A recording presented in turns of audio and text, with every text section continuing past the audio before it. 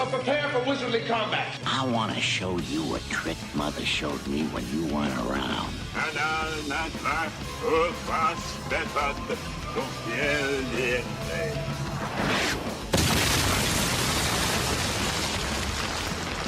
Welcome to Spellburn, a podcast covering the Dungeon Crawl Classics role-playing game and old-school adventuring. It's time to party like it's 1974.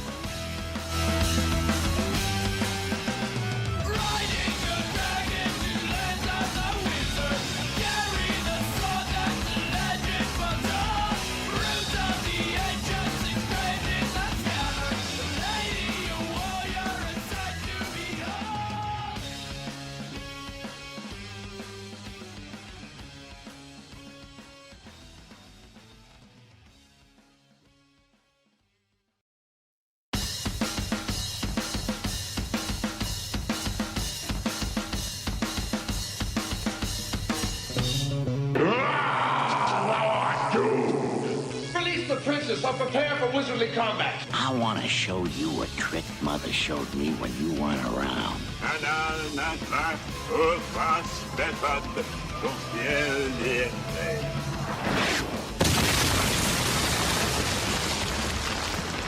Welcome to Spellburn, a podcast covering the Dungeon Crawl Classics role-playing game and old-school adventuring. It's time to party like it's 1974.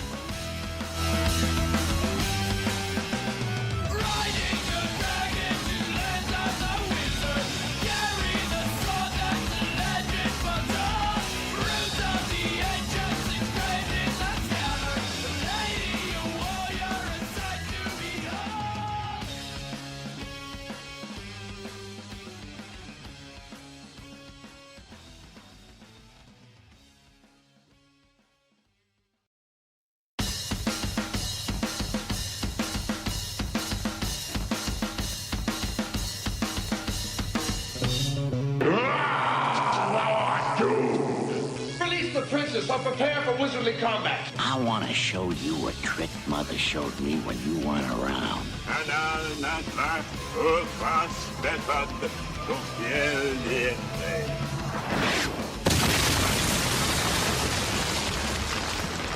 Welcome to Spellburn, a podcast covering the Dungeon Crawl Classics role-playing game and old-school adventuring. It's time to party like it's 1974.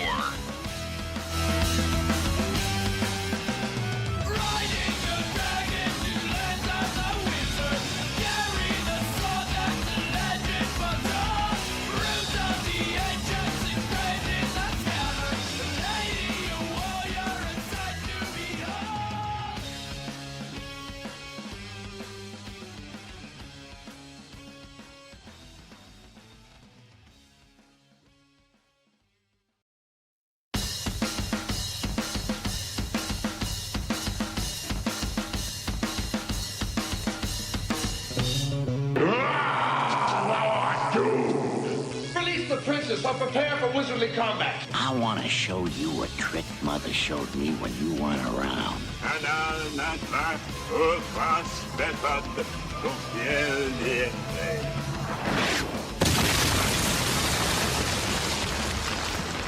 Welcome to Spellburn, a podcast covering the Dungeon Crawl Classics role-playing game and old-school adventuring. It's time to party like it's 1974.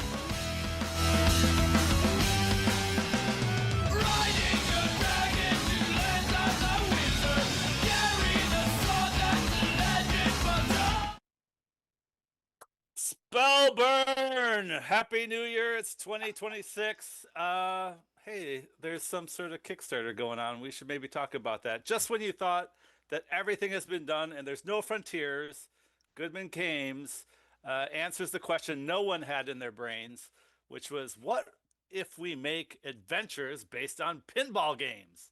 And of course, the answer to that is Pinball Crawl Classics. It's live on BackerKit right now, oddly enough. So tonight on Spellburn, we'll talk with Pinball Adventure. We'll talk Pinball Adventure Design Shop. We have a great show with 3/5 of the Pinball Crawl Classics designers on hand.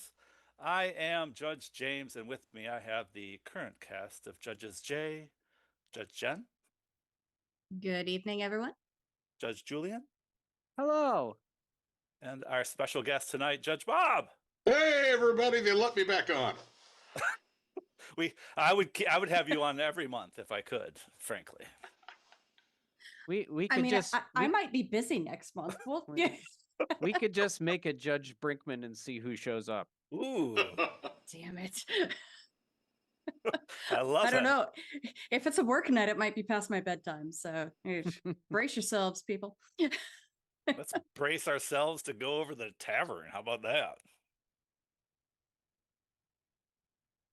All right. Hey, pour yourself a drink. Judge Bob, you're first. I hear you've got something coming up that's currently in the Kickstarter. Or in the I back. do. It is a Thracia-themed adventure, Temple of the Blind Sultan. I'm really excited about it. It is the weirdest thing I've ever written, and that's saying something. Is that for the me. one that you were playtesting at GaryCon last year? Yes, I playtested GaryCon. It has a non-Euclidean dungeon portion. Yes, it does. And it's been a lot of fun. It's set in the greater Thracia region, so it's set in the Starry Archipelago. So if you're running a Thracia campaign for DCC, part of the problem is you might not be leveling as fast as you need to be going down. And so I wanted to get some other adventures. Beneath the Isle of Serpents and Temple of the Blind Sultan are meant to sort of help fill those XP gaps for judges. What level is this adventure? This also is a second level adventure. Okay. And it is set with the sisterhood of seers who have been for thousands of years had been advising the kings of Thracia, and fell out of favor obviously after Thracia was overthrown, and now they're being killed off. And at the beginning of the adventure, the ghost of one of the sisterhood appears begging for your help, and so you travel to the island. And so it's an adventure in two parts. It's part role play and investigation, and then it is, oh my God, Bob, what have you done? This is weird. I'm super curious now. Oh my God, Bob! What have you done? This is weird. And it obviously can be run outside of Thracia as well. I mean, it's easy enough to drop in, but yeah, it was a lot of fun. I think I ran 6 sessions of it at GaryCon, including an off the book session. Wow. And everybody had a great time. Thankfully, my regular playtest crew playtested the opening to the adventure, because I'm like, okay, guys, we have a 4-hour slot. We can do part 1 or part 2. And they're like, well, didn't you say part 2 is the weirdest thing you ever written? Yes, I did. So part 2 got playtested a lot, but thankfully the Smash Test Dummies playtested the daylights out of part 1 for me. Nice. Anything else? Anything else you're playtesting that you're? Bob, tell us about who are the Smash Test Dummies exactly? Oh, they are my secretive cabal of playtesters.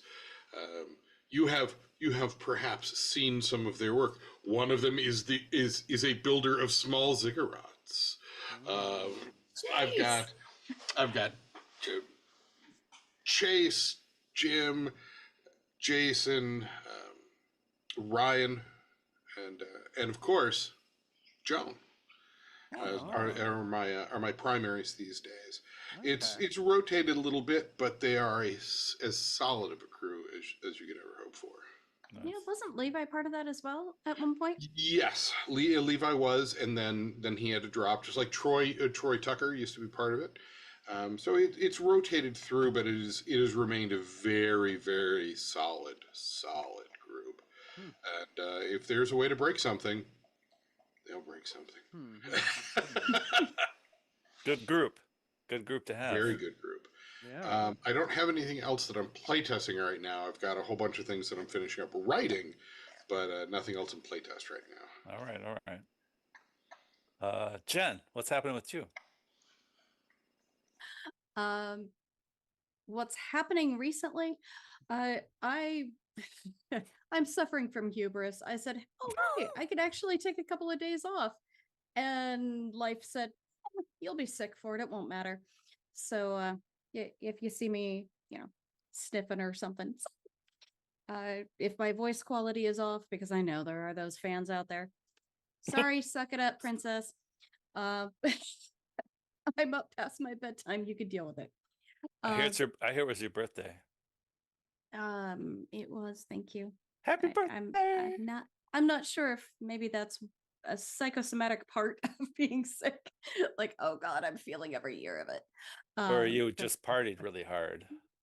No, No? I'm far too tame for that these days. Yeah. I'm not buying that. All right.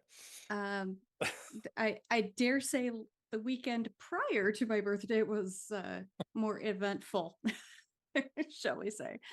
Other than that, just getting the crews ready over at the warehouse for things like Terror from the Underdeep, which is impending doom. And after that, I think March I've got 2 big shows, Gamma and GaryCon, and then nothing huge on the horizon until Gen Con, as far as like being gone or doing anything fancy. Well, what about Dungeon Con? I said as far as like being gone. Okay. All right. Dungeon Con is I don't know, it's a weird because it's in my house, but it's not really my gig. So I feel a little removed from it, if you Like will. an invasion. Yes. Please stop moving my goddamn furniture. Yes. But yeah, apparently while I was gone, lots of pallets have been moved and everything's been, preparations are being made for big things to happen prior to Dungeon Con. And we're also interviewing for the summer internship. And so it's a lot of exciting stuff, but I sadly don't get to see the cool stuff like Pinball Crawl Classics with clamshells and stuff until they're printed. It's going to be a while, I would imagine. Yeah. When is did they say anything about when their thinking fulfillment is? I know that just launched, so it's like, yeah, I don't have that info. I've started getting in on the let's design the actual crowdfunding part of it. But that also creates kind of a distancing because it's going to be months before it even goes to the printer. Yeah. Or is it? I don't know exactly how far along all the writing is done for it. So We do. Yeah.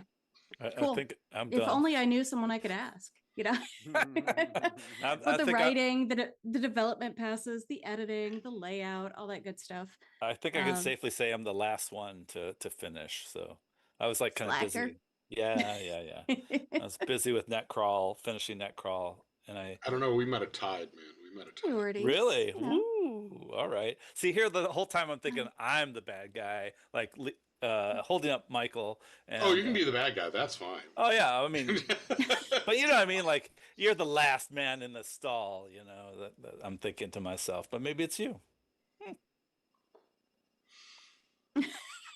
Maybe. I can neither confirm nor deny any of that. I know. Perfectionism's a curse. I know. I just sent him. I don't hand draw the maps, which is kind of weird now. Like I think about it, it's like I don't do the graph paper maps. I do it kind of in a computer with like, like various drawing tools, just to kind of give myself an idea of the spacing or like layout or those. But I don't really sit down and like get the pencils out and the erasers and the straight edges and the compass and all that stuff and do all the mapping. But I just finished mine like not too long ago. Do you miss the mapping part? No, No, because this is a lot of freaking work. Like I could just kind of like draw some shapes, move stuff around, and it's like, man, it's magic. But You can do mine next time. oof, Yeah, no. right. He's like, you have to give me maps. I'm like, well, really? I just have these things that they look kind of shitty, but you guys can kind of run with it. And they're like, no. No. Yeah, it's I love making maps when I'm just doodling on lined paper in my notebook, but I don't love making maps when I have to assiduously go through the graph paper with the little mechanical pencil and keep erasing. Man. See, now that drives me nuts. how can you not love that, Julian? Come on, you used to play like the OG Wizardry, right? I mean, it's not 1988 anymore. No, I didn't. Oh my God! I mean, I used to just every game we played was on like a 12 by 12 grid, and so mapping was like the thing. I'm still trauma recovering from like doing traveler spaceships. Yeah. I was gonna say, did you ever play the first Bard's Tale? Oh, I remember. You had to actually map your own way through. Oh. Yeah. I mean, is that a nostalgic thing or is it an oh God, don't remind me thing? I love it. I still have a notebook that is like 30 levels from a game called Standing Stone that procedurally generated every single level as you went. So every time if you died, you started a new game, all of your maps were useless. It was awesome. Oh dear God. It was so awesome. No. No. No, that's nope. Best thing ever. Not doing it. Nope. Oh. Nope. It's 2026. I mean, for God's sakes, we have jetpacks and we've got spaceships. We don't need to do this anymore. It's 2026. We used to have spaceships. We still don't have jetpacks. I was told there would be jetpacks at this. And milk is like $5 a gallon. I'm going back to my world. Thank you very much. Cookies are $7.50. So there you go. And 4 servings. Yes. Per cookie. Oh man, we're getting all political now. Just get wound up. We're just getting cantankerous. I'm going to start yelling at clouds soon. So. Ooh. Can I get a refund? Round 2, bartender. All right, that would bring us to Julian. Well, sure. I am getting ready for Con of the North. I realize that I have only about 3 or 4 weeks before I have to run a bunch of games. The good news is I've sort of run most of them before, so I'm in pretty good shape. I think the fun thing for DCC fans will be that for the first time since 2012, I'm running the Infernal Crucible of Cesar Khan the Mad from the original, one of the included adventures in the original rulebook, original printing of the rulebook, I should say. And it's a very short adventure, so I've only got a 2-hour slot for that. But it is a mean little adventure from the Dark Master, and that one was from Harley. I thought it was Harley. Yeah. Is it? Yeah. It's got Cesar Khan. It's Harley. It's Harley. Okay, maybe it's Harley. Like it's 5th level or something? It is 5th level. Yeah. It is a mean. But it's short, so Julian hasn't read it yet. No, I've read it 13 years ago. I read it 13 years ago, and right on.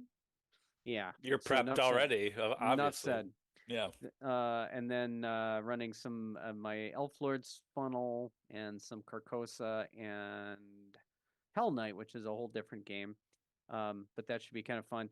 Then Gary Kahn running Pulp Heroes and looking forward to some Nazi shooting and things like that. And then my Casement of Xantha funnel, which supposedly had a Clark Ashton Smith kind of feel, although I don't know, it's metamorphosed into just a weird funnel, but in a good way.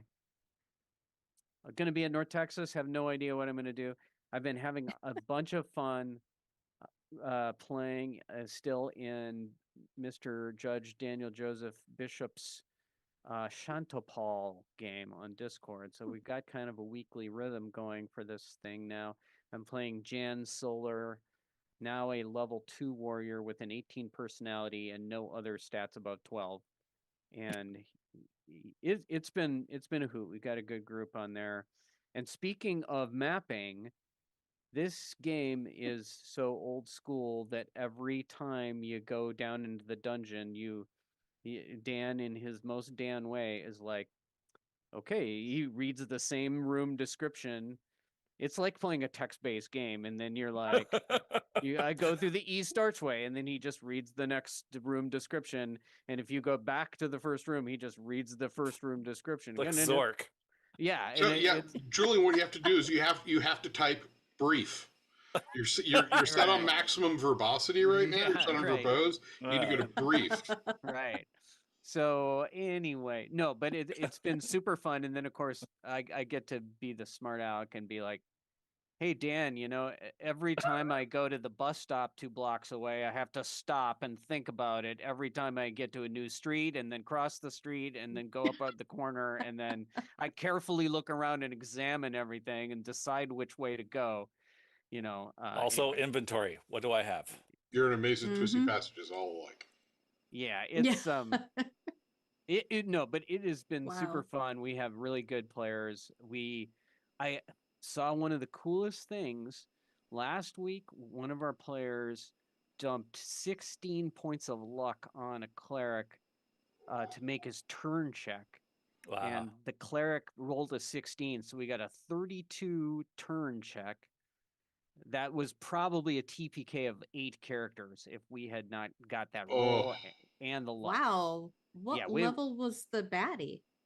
Yeah, I don't know. We were getting turning attacked. so hard. Turning is hard. No, there was one bad guy, and then there was like 30 flying skulls. That were just see, that's where it really comes into play, right? Because I think turn unholy only goes up to like 5 hit dice, but if there's a whole bunch of small hit dice creatures you can take with him. Yeah. No, it was maybe one of my most fun DCC moments. So we had a blast with that, and just having a great time in there. And hey, the last thing I'll just say quickly, there's been this interesting kerfluffle about this questing beast video and good gameplay out and blah blah blah blah blah and all this stuff. It's been kind of funny. So I don't have much to say about it. I watched that video because I saw it on Facebook and people are yelling about it and getting agitated. And I honestly thought it was kind of a nothing burger. Like everything he said was, seemed okay. Like, okay, he has an opinion. I didn't have too much of a problem with it. Whatever. He likes what he likes. He doesn't like what he doesn't like. Other people like what they like. Judge Jeff Goad said, hey, I'll come back and we'll do a guest episode and talk about that. I'm not even sure it's that interesting, but it would be fun to have Jeff back. So if you think it would be fun, email us and tell us it would be fun. Although I'm not convinced, but if you're listening to this, you think that would be cool. I have no idea what you're talking about. This is kind of fun. What have you been? What rocks have you been hiding on? Oh my God! Well, I'm not on. I don't really do Facebook anymore. Well, yeah, that was my thing. I was pretty perplexed that Julian was on Facebook. Because if you go back 10, even 8 years ago, Julian didn't even have a cell phone. So... I think he fell on his sword for the show. He's like, I better get on. I know, right? When I committed to my full-time freelance gigs, I became much more active on the socials. So.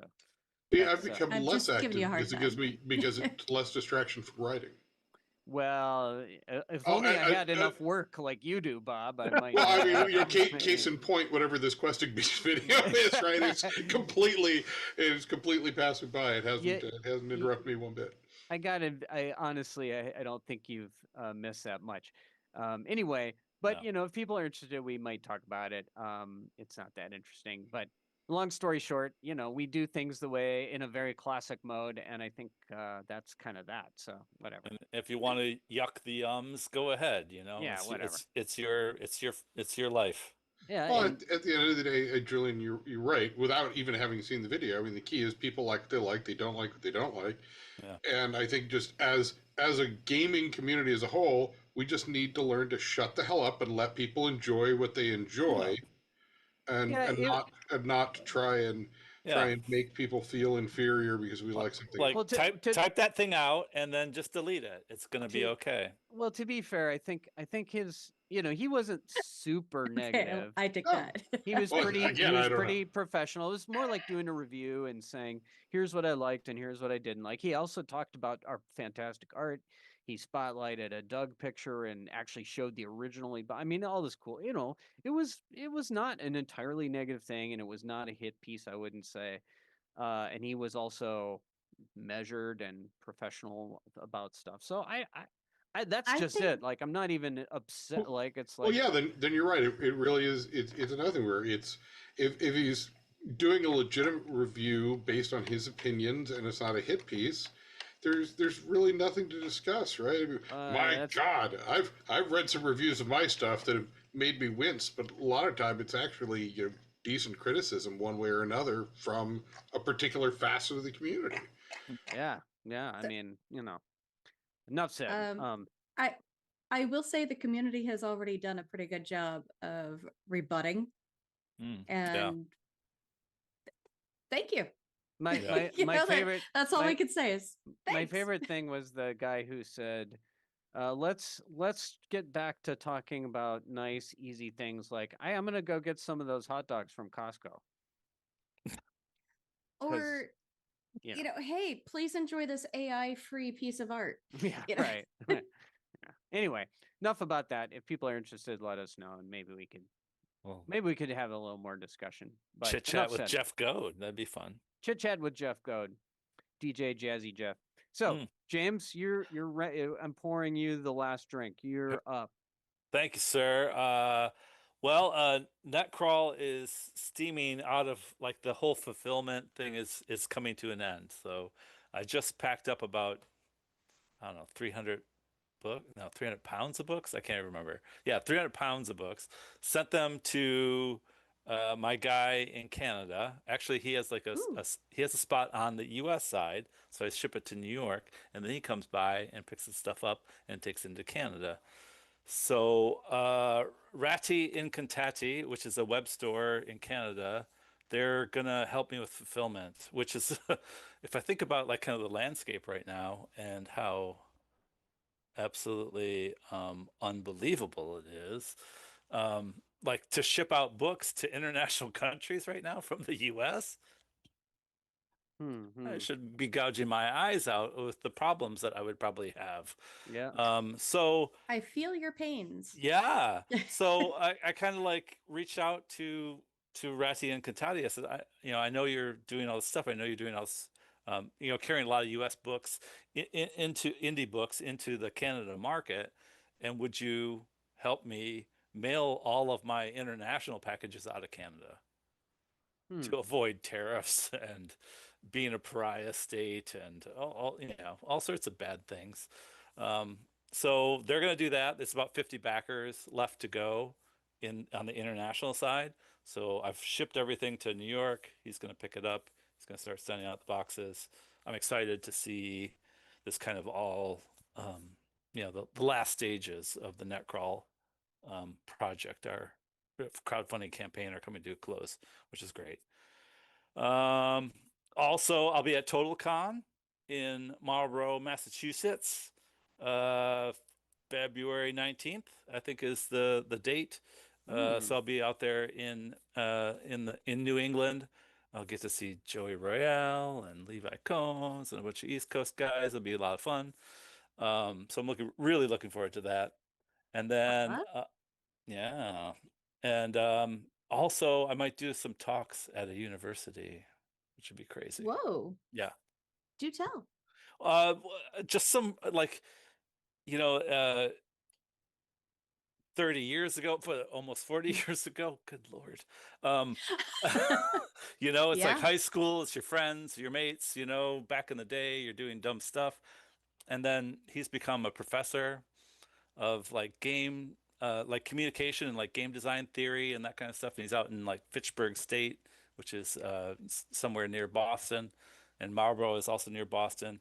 So I think I'll go out there. We're talking about coming out there and maybe doing some sort of, whatever. It could be game design stuff, could be like publishing stuff, could be like cyberpunk literature. It doesn't really matter. I'm just kind of, Awesome. yeah.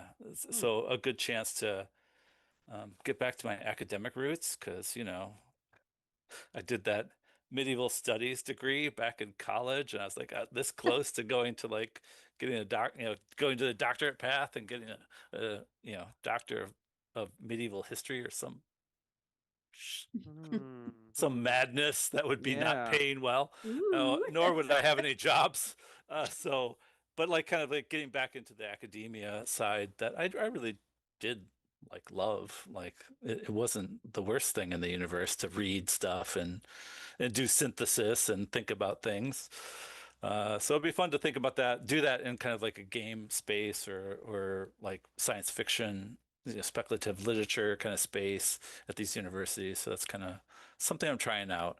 And then I should just write a book. That's what I should do next. Do it. It's loads of fun. With your It's copious not. free It time. won't eat your life at all. Yeah, Yep. and Not at all. the rewards will be like unbelievable. The rewards will Oh, be by the handful. You'll be 100 air by the time you're 75. I'm sure. No, you'll be 100 hairs. That's about all you'll have left.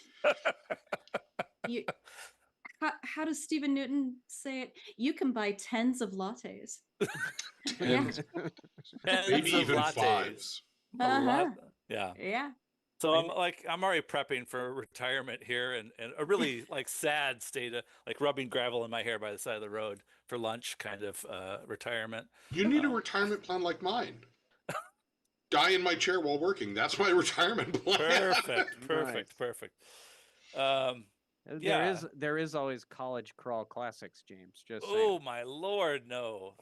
I think you know what Stefan Surratt I think has covered the space. He's doing like Academy Magica. Yeah, but that's not. It's not the same. Like that covers the Harry Potter angle, right? I'm Okay. talking about like smoking a banana peel and then staying up all night late talking about philosophy, like when you don't know anything and you're Doing 19. poppers. Yeah, like Yeah. But everything is so deep because you don't know enough to understand. Yeah. Yeah. Anyway, Remember those okay. days. We may have gone a little off the path. All right. What Yeah. else? March Madness. Are we doing this?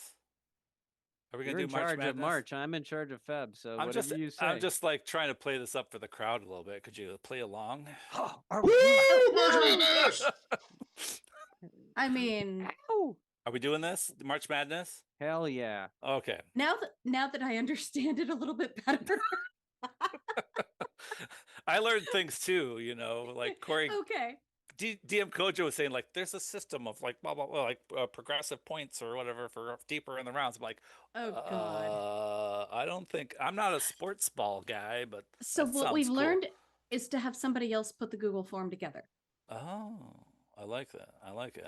I need like a commissioner, March Madness commissioner, someone. So anyone who wants to volunteer to be the March Madness commissioner, I think Email us. DM Kojo volunteered, Yeah, right? I mean, Oh, Yeah. he'd be. DM he'd be Kojo. good. We don't even have an email from you this month. I feel somehow jilted. by that's why that. he's insulted that he wasn't already named Wow. as the commissioner. So he'll send the emails once he is named. All right. Uh-huh. Fair enough. Yeah, Okay, so that tracks. so we're doing it. March Madness. Everything's in the pot. All the adventures from Goodman Games, all the third-party stuff. We'll figure out the mess later. But the nomination form will appear in the Google Forms at some point. I think I'm going to shoot for January 26th. So next week, they will have the nomination form available for everybody to fill in stuff. Also, I can't believe I have to say this, but just make sure that the product is already published. It's not like a crowdfunding campaign that you just backed. Like Pinball Crawl Classics is not in the mix, man, as much Yet. as I hope Yet. it would be. No, Yet. next year. Next year, should we ever do this again? It feels like it's already played out.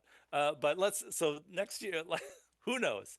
But like it has to be a published piece of an adventure that we can all see, not just somebody that is working on something. All right, so nominate the stuff, nominate third party, nominate Goodman Games, whatever. We'll figure it out. So that's going to come out January 26th. Watch Facebook and Blue Sky. I'm not going to post on X. Are we gonna allow the same champions we had from last year? Yeah, everybody's in the mix. It doesn't Well, matter. then how do we know? Why do we think we won't just get, Carnival and Weird Frontiers Different and crowd base. Different. We're going to have the Goodman game side of the house too in here. So Sailors of the Oh, it Starless wasn't. Seas is going to be out there. Yeah, Oh, yeah. it's going to be different. okay.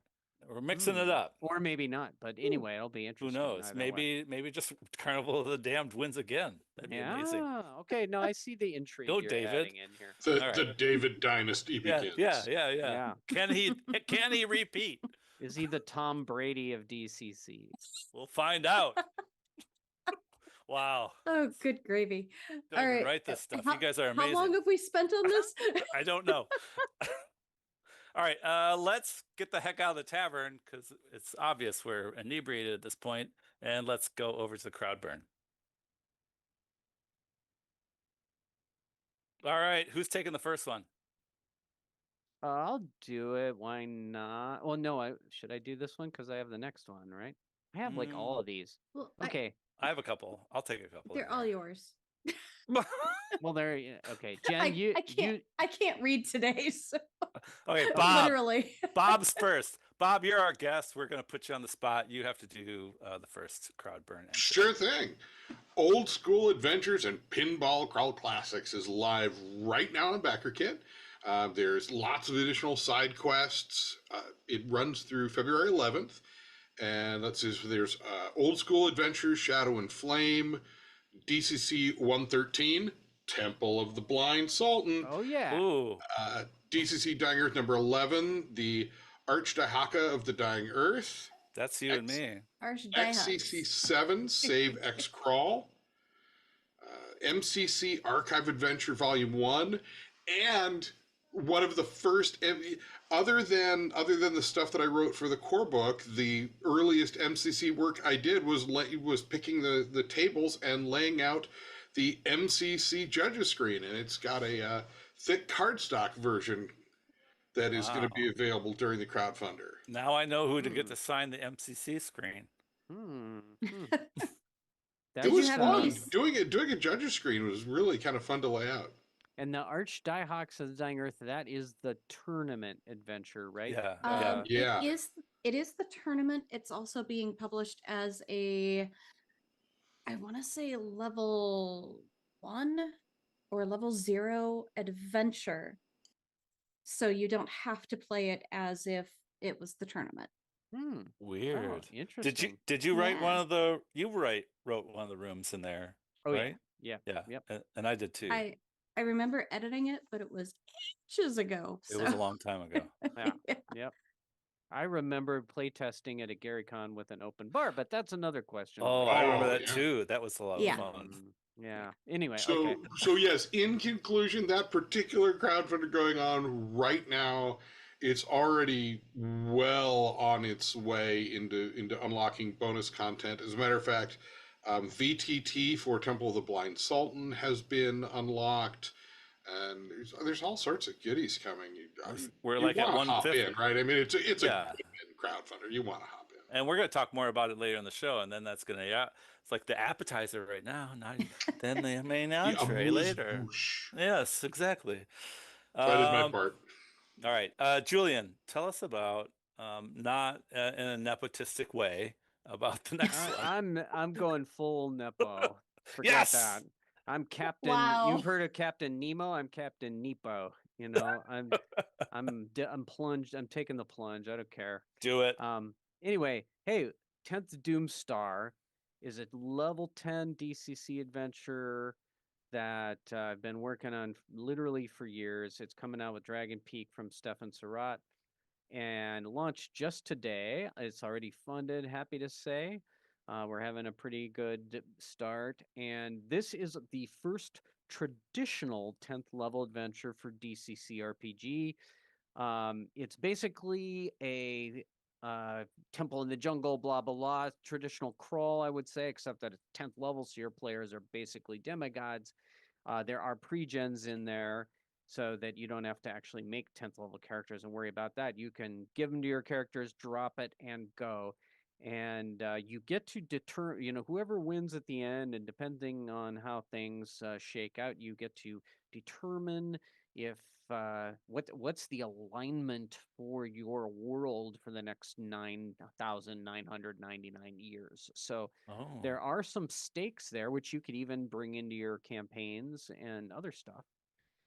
And there's also additionally a stretch goal for the X-Crawl Mall, which is a new level 1, level 0, level 0/level 1 adventure for X-Crawl Classics by Stefan.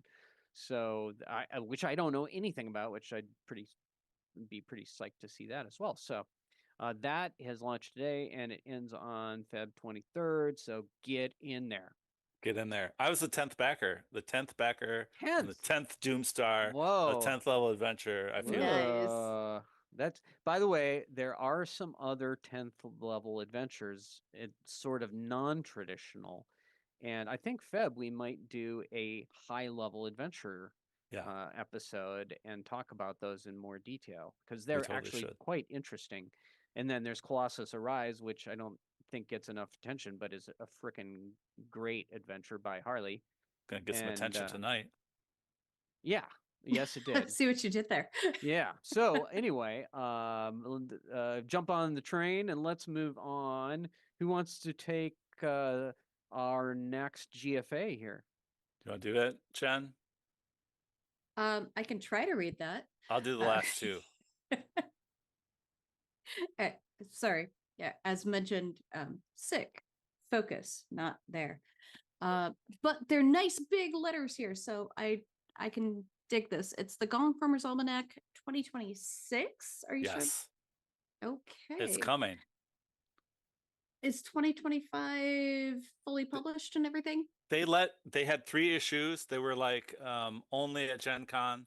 I think I don't know if they're like on drive-through or not yet, but Matt Robertson put together 2025. So those are all available at Gen Con. I don't know what's gone on since then, but okay, enough said. So we have new admins this year: Charles Royston, Judge Crow, and Craig Langerl. One of our con reps, actually. Good, Craig. Are recruiting people to help coordinate this year's GFA. So if you have social media editing, artistic or layout design skills, or want to learn by doing with guidance, they could use your help. Sense of the process, timeline, we've got submission forms for all areas of participation going on between January and February. Writing and art will be put together March and April, and it continues through the process, with the end result being given out in late January, early August. I'm sorry, late July, early August for Gen Con. Yeah. Cool. So get involved. We'll have the link to the call for submissions in the show notes. Of course, I can't recommend GFA more to everybody listening. As a place to kind of get started and show off your skills, whatever they happen to be, whether it's editing or you get hooked up with people. It's a way to make contacts and kind of get into the game. So, and if you go ahead. I was going to say it's a free project. It's a free product by the community for the community. So exactly. Yeah, I was going to say, if you just picked up Spellburn and you have no clue what we're talking about, it is the original fan-made zine. I think the first one is in 15. Is that right? 15. Yep. And then it's been continuously, I think, published since then. Did we miss a year in COVID or anything? There was some rough spots, but there were some rough spots, but basically thousands, literally, of pages of totally free DCC content, and fan made is basically pro made, because our pros are our fans, and there's plenty of people going both ways and everything. It's just awesome. So check it out for sure. If you're not familiar, you better jump in there and get an avalanche of free content. And great. there are literally no rules to this. I mean, you can just kind of make up in the DCC kind of like universe anything you want, right? Like World War One, like MCC stuff supporting DCC, all the other game XCC, all those things. But like just go crazy. There's so much stuff. If you haven't even hot looked dog at this, suit isn't the hot dog suit class? Anyway, yes, yeah, yes, it is. All right. Get on that. All right, and then we got a couple things that are coming up. They're not live yet, but they're going to be live soon. So Whistle Pig Breakdown. This is from Trixie Grew Games, which is Jeff Ragnar. It launches in 7 days. It's a Shutter Mountains kind of DCC vibe. Ooh. So venture into the heart of the Appalachian-inspired Shutter Mountains for a heaping helping of folk magic, witch liquor, oh yeah, and adventure. So explore the village of Hoot and Hollerin' and delve into the heart of the mountain and rescue lost miners, and other craziness will happen, I'm sure. So Trixie Grew, Jeff Ragnar, he's put out he's done like 3 Shutter Mountains adventures so far. At least 2, yeah. This will be his Oh, third. Death and Exhuming John Barleycorn. Barleycorn, and this will be his third one. All Shutter Mountain stuff. They're great. Nice. He does some good stuff. And then Return to Crater Valley. You may have remembered that there was Blackout in Crater Valley. That was like 3 years ago, something like that. Zog is back on his DIY press, his Terminal Games. He's a DCC freelancer. He's written some stuff, at least 1 or 2 adventures for Goodman Games. And he's got his own thing. He's going back to Crater Valley. So that's kind of a VHS era, Stranger Things and that kind of stuff, adventure. So check that out. That's coming up. That's on Kickstarter. Kickstarter doesn't tell you how many days it's going to be. So I don't know when he's going to do this. Tell us, Zog, when is this thing launching, for God's sakes? All right. Soon. I can read that part. It's all in caps. Soon. BackerKit tells you like 7 days, and you're like, awesome. I know when to look it up. Yeah, all right. No. And there's one more thing happening, which is not RPG related, but is Swords Against, which is a fiction magazine for sword and sorcery fantasy, coming from Paul Wolf. Is he doing this through Mystic Bull? Or is it like something different? It is his, I think there's a different company name that he's using, but it's Paul and Mystic Bull, basically, for sure. Got it. So fiction, though. Yes. Are you in it? I have been working with him and being sort of a contributing editor as well as a contributor to it. I'm very psyched to say, and we're extremely excited, trying to fill a little bit the niche of the Tales of the Magician's Skull a little bit. We love short fiction and sword and sorcery, and it's not limited. It's it's pretty open-ended. There are some things that are probably more dark fantasy, almost a little bit satire, but there are some real classic S&S type stories in there too. Nice. So it's been a lot of fun. I'm not going to go super into that, but I will say we've also worked with Oliver Brackenberry in his New Edge Sword and Sorcery project. So he's got a magazine about 8 issues in, also heavily influenced, as he would say, by Tales of the Magician's Skull. And we're going to partner together on our launch and do some cool stuff together. If you've never seen New Edge Sword and Sorcery, it's really cool. Great art, great production. So check that out. We'll link both of those in the show notes. Fantastic. All right, is it time for some mighty deeds of pinball design action? Hit the plunger. Let's do it. Amen. All right. All right, Jen, take it away. We're into the mighty deeds. Yep. Hi, we're here tonight to talk to Bob. And I guess Julian. And I guess James. It's like straight off script. First sentence. All right, awesome. Welcome to the So You Want to Design a Pinball Crawl Classics Adventure Q&A panel. We have 3 authors on hand to help. Longtime Spellburn announcer and sound man, Judge Bob Brinkman, and Spellburn co-hosts, Judge Julian and Judge James. Sorry about that. I apparently am this evening's crappy moderator. It Just says Jack. so in the notes, so it must be true. Oh boy. Yeah. Whew. All right. What are a few of your favorite pinball games? I'm looking at the time. We're gonna have to make this a little Let's bit go quick. quick. Yeah. So hit that in rapid succession. No more than 2 sentences to explain. Pinbot and Ride the Cyclone. Those are my 2 favorites. Black Yeah. Knight and Gorgar, but Mark Bruder threatened to knife anybody that tried to take Gorgar away from him. I know. Julia? Adam's Family and probably Centaur. I didn't want to get knifed, so I let Bob have Centaur. I claimed Centaur like 2 years ago, man. I just saying, but I couldn't. It's not easy to convey my level of obsession with the Addams Family pinball machine. I'm a little, I love it. It's a great like recall modern that. like one of the first modern ones, right? With lots of graphics. It's great. It's awesome. Yeah. The Mamushka Yes. and all Lots that. of ramps. Mamushka. Lots of ramps, lots of cool stuff. Yes. Okay, so Julian, since we're on you, tell us about the game you based your adventure from.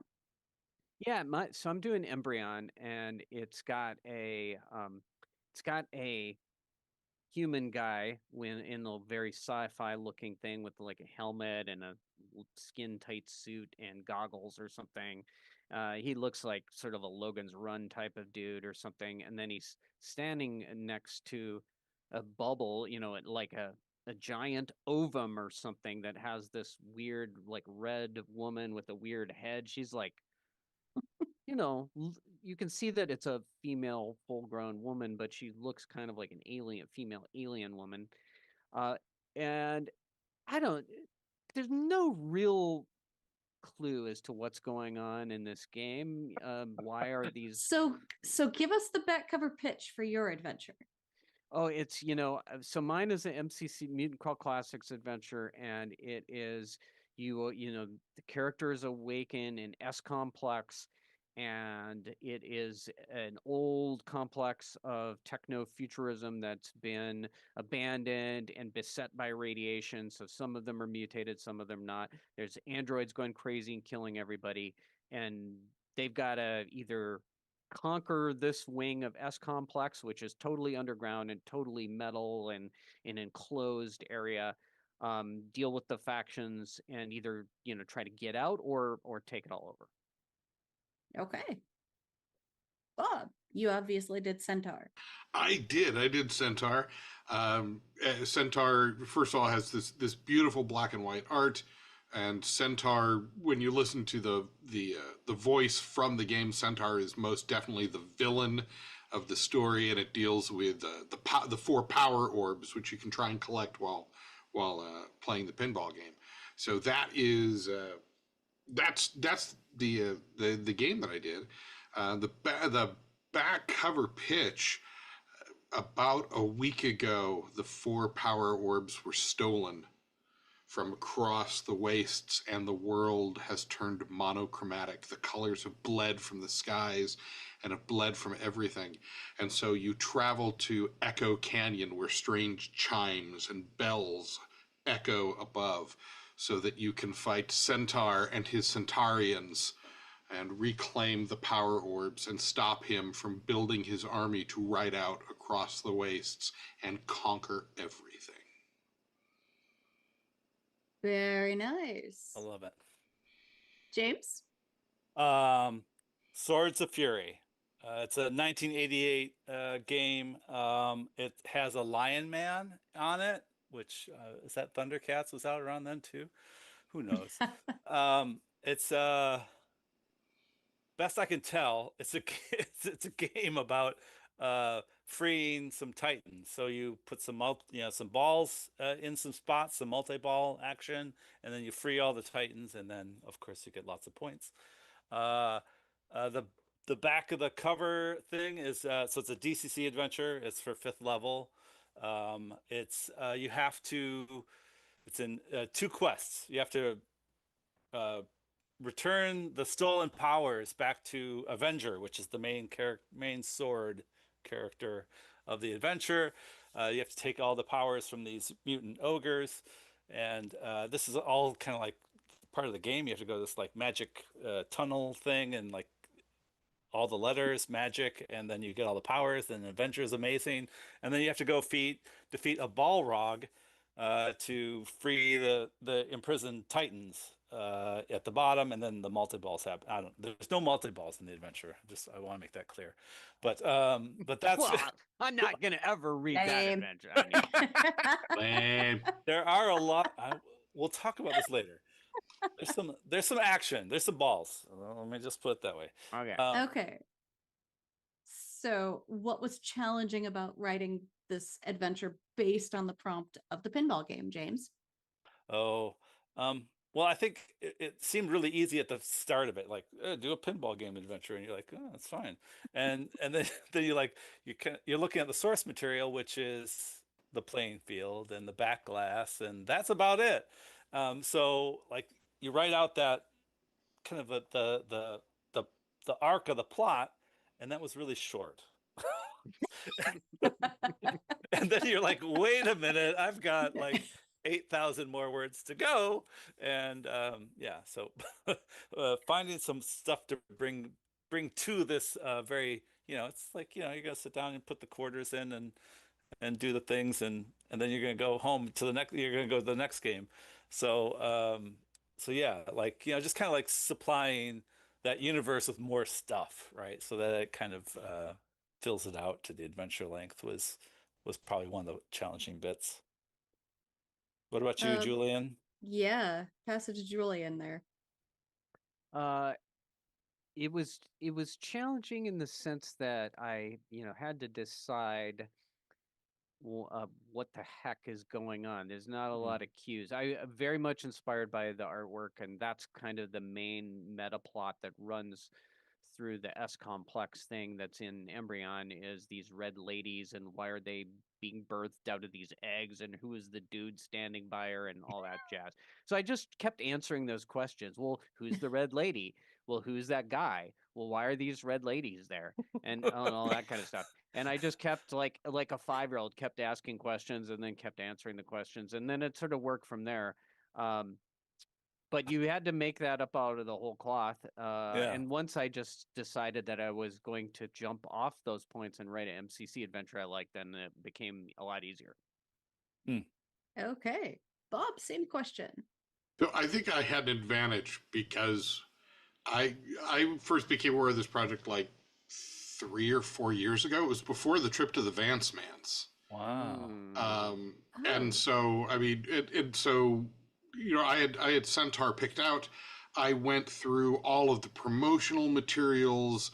I had already, I'd hunted down every bit of information on this game, and the guy that wrote it, the artist, and so I did a complete deep dive into all that, and I had the time to do that.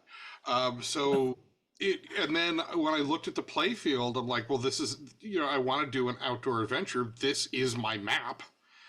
And so it wasn't really,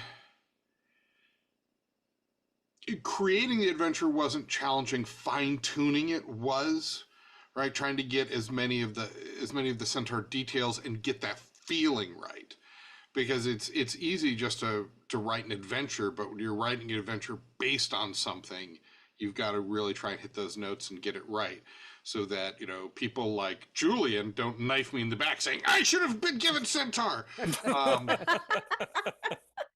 because Bruner's bad enough. I don't need to worry about getting knifed by both Bruner and Bernick. But the other challenging part though was scaling it back. I mean, I wanted to create classes for this, and there was so much I wanted to do. But word count is word count, and Mike was pretty militant about word count. Yeah. So that I think was the other challenge, really. He's gotta be, but yeah. All right, so That's the job. without too many spoilers, what part of the adventure are you is bleh, or are you most pleased with? I can has language today. You're doing a good job. Bob. Well, I'm very fond of there's an opening where you're traveling, there's some random encounters, and then you get to the way station. And I'm very fond of the way station where you get into the silver travel sphere and are rocketed the rest of the way to the next way station. I'm very fond of that, but I think the way that I was able to take all of the bumpers and challenges that you have and make those new and very deadly challenges for the MCC characters was something that I'm quite pleased with. That and the Centaur himself, I think, is going to be a fun challenge. Nice. Okay. James, how about you? Let's see. I think for this one, doing this like the swords, like having the swords as a main character in the adventure, and so these are like DCC magic swords, right? They have personalities, they have all sorts of stuff kind of going on with them. So to get to do that, not once, not twice, but 3 times, to do 3 magic swords. I kind of like leaned into that. So like the first 2 swords are kind of like the quest givers. So they kind of start it all off, and then another one that kind of appears at the end. But I really liked kind of doing a martial, focused adventure. Like a lot of the treasure is geared towards warriors, so it's a lot of swords, some armor, some good stuff like that. So kind of like a little different than maybe what I maybe choose on my own of kind of this martial themed adventure. And I really liked how the swords kind of turned out. I was gonna say it does seem a little bit out of your normal niche as far as, look at Netcrawl, and Yeah. you're mostly in the MCC world. Yeah.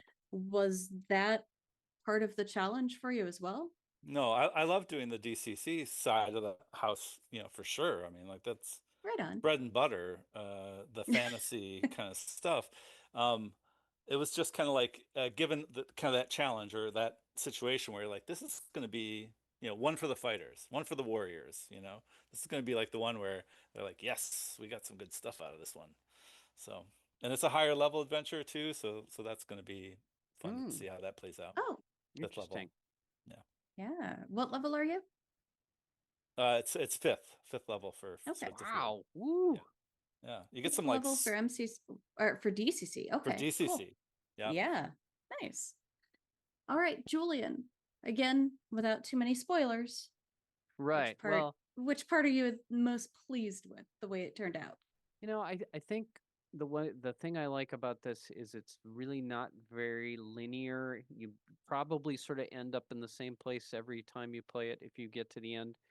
But there's many, many, many ways to go. I really try to do an old school dungeon feel where there's factions and there's just lots going on. There's many ways to get to the end. You can try to kill your way through it. You can try to negotiate. You can strike deals, and you can obviously try to pilfer technology and make artifact checks. There's just a lot of different things you can do, and I think I really enjoyed that. It felt to me like a really open-ended thing, and it's crammed with rooms and stuff. I think this is my most economical dungeon because I took such a lean, mean approach to writing encounters and stuff. Like, I think it's also more non-linear because there's just more in there. That makes sense. And to what degree do you think your adventure would easily slot into a campaign? For me, easily, it could be, you could play it as a funnel, or it can be a level. You can start a campaign as level 1. It probably has to be the start of a campaign, but it would be a easy, good MCC campaign to start with. No problem there.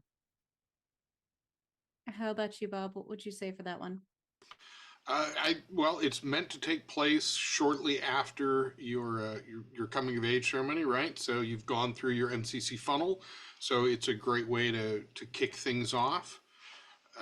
Or you could throw a lot of characters in it, and you also could run it as a funnel because it will certainly grind the daylights out of zero level mutants in the wasteland, without a doubt. I'm pretty sure there's one automated turret that could probably TPK most zero level parties. So you want to have at least a couple mutant abilities or a lot of guts in your body count. Chutzpah. What about you, James? I think that it could be easily used. Of course, it's like further on. We're at 5th level now, but I really, hey, Colossus Arise, second time in the episode, Yeah. really took some. So Titans are the main thing that's going on in Colossus Arises, and so too is like Swords of Fury. Like you have to free these Titans. So I think you could easily kind of adapt Swords of Fury into some kind of lead-in to a Colossus Arise, where Ooh. maybe you're presenting like familiar factions of the second sons, the sons of the second. What is it? I can't remember. There's the Second first. sons of the seventh son. No, like there's some sort of like they're the daughters of Cadaxstat are doing right. some sort Cadaxstat, are doing some sort of ceremony to turn normal mortals into higher beings, like kind of like mini titans, and that's kind of like what Colossus Rise is kind of doing. Okay. That's what the daughters are doing. This faction, they're a lawful faction that worship a chaotic god, a titan. So it's kind of great. That's a great story.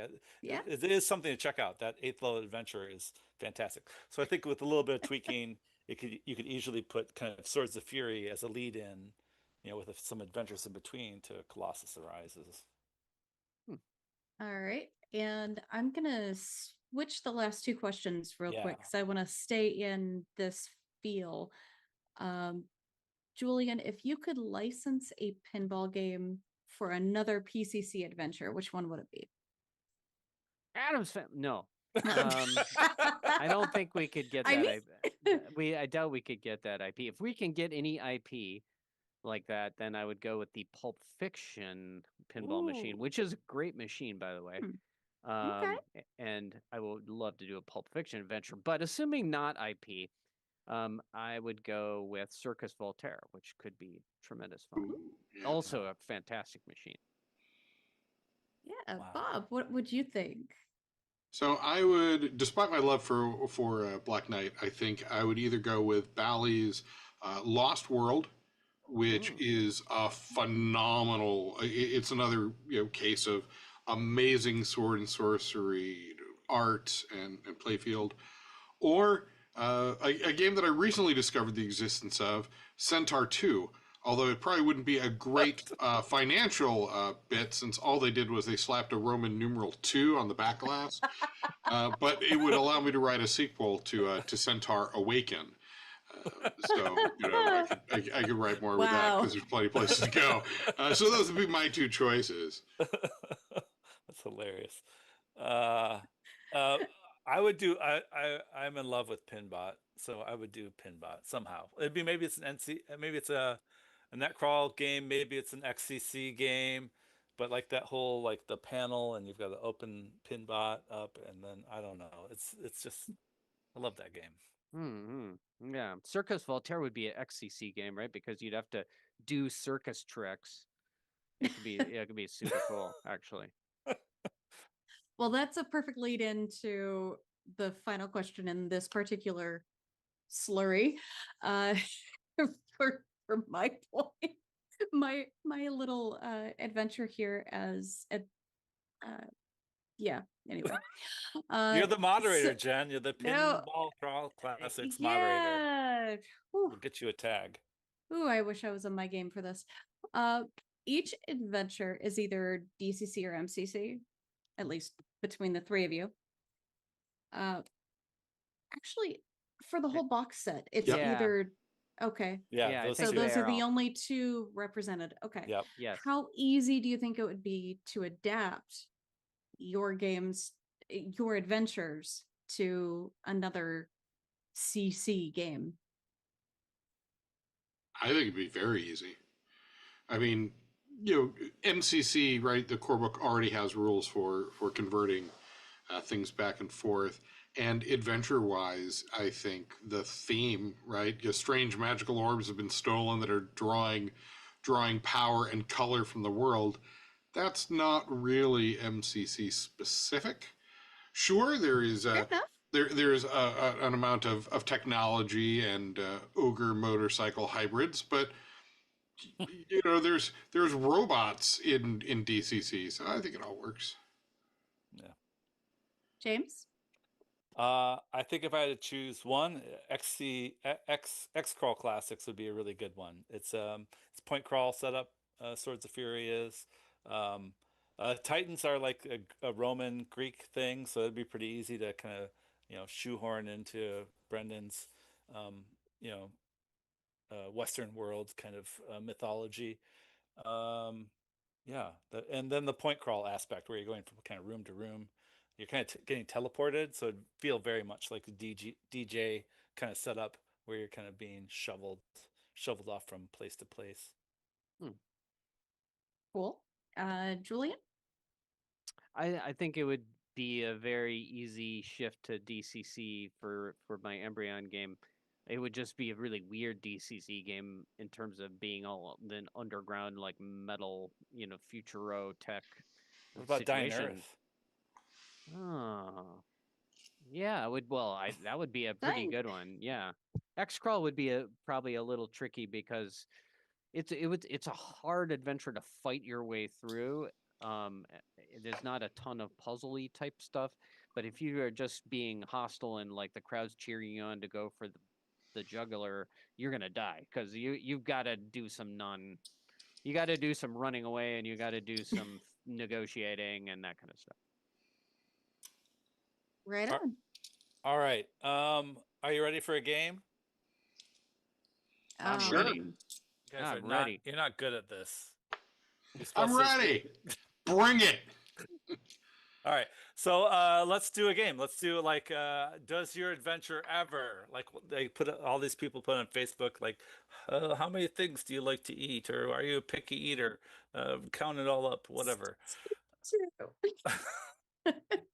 So so how pinball are these pinball adventures is the kind of the crux of the question. I'm getting my paper so that I can write down some things. I'm going to count this out in tokens.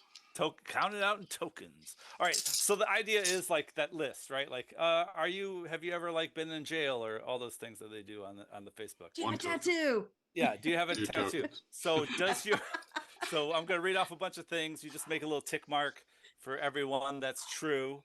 So score 1 for every yes, where your pinball adventure uses some sort of concept or theme as inspiration for the design of the adventure. And score -2 die on the chain for every no, right? Sorry. Okay, you've been demoted. You're no longer the moderator. All right. Score 1 point if you use a silvery metal pinball in your adventure. Score a point if you have flippers.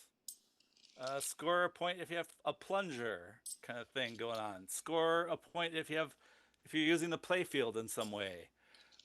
Score a point if you have a scoreboard or the idea of accumulating points. Score a point if you have a bonus or a jackpot kind of thing going on. Score a point if you have bumpers.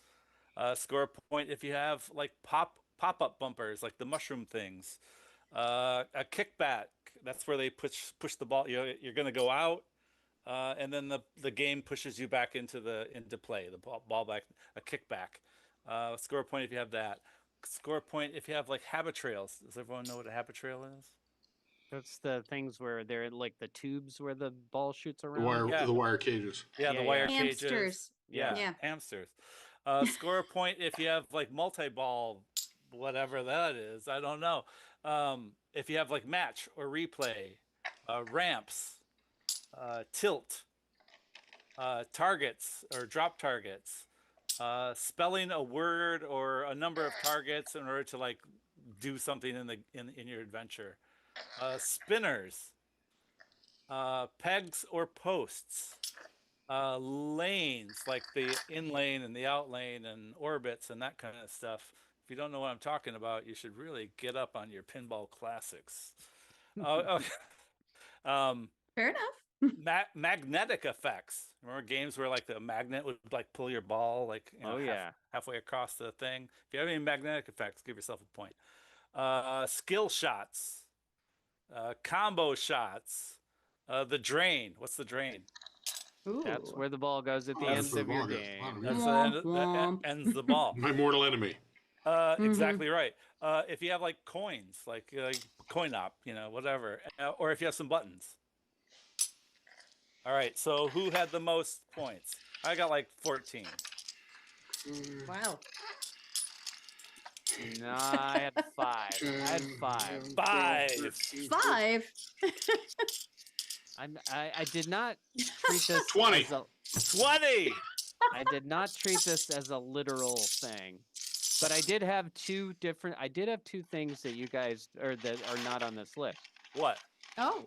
I had the actual sound effects are in my game. 21. The voice things that they say. Oh, during the wow. game. Nice. Nice. And I put the artist in my game. Oh, nice. So Slick. 21. A true mensch.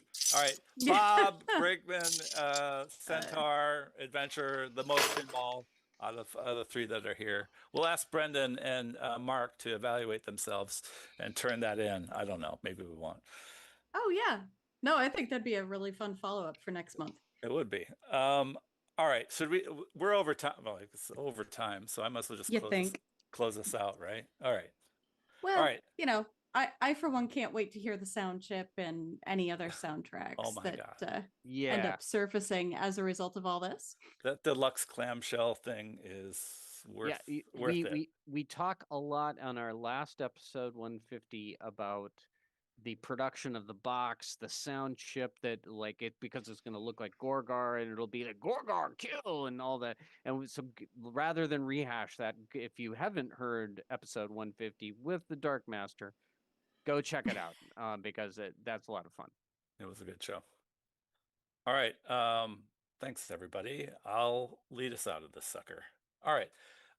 Hey, before we go, though, if you've got a crowdsourcing thing that's coming up and you want us to plug it, or you got a topic that you'd like Spellburn to cover, or you got a guest you would like to hear on the show, or you just got some weird rando question, God bless your soul, please give us an email. Put an email in the email bag at spellburnband at gmail.com and send us those aforementioned items, whatever they were. Also, just go ahead and think outside the box. It's okay.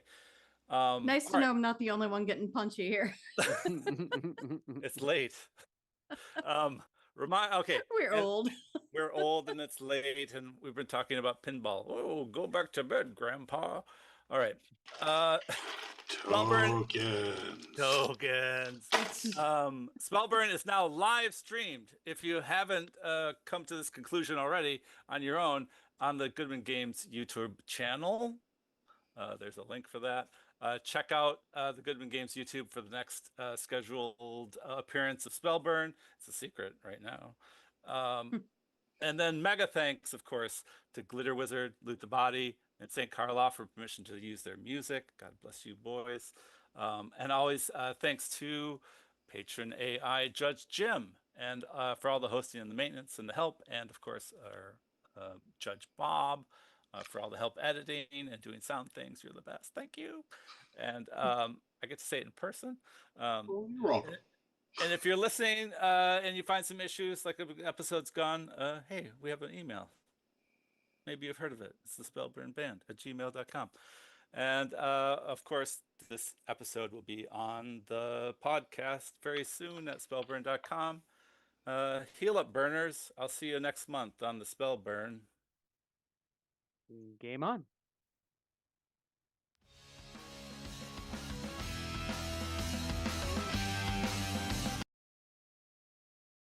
Listen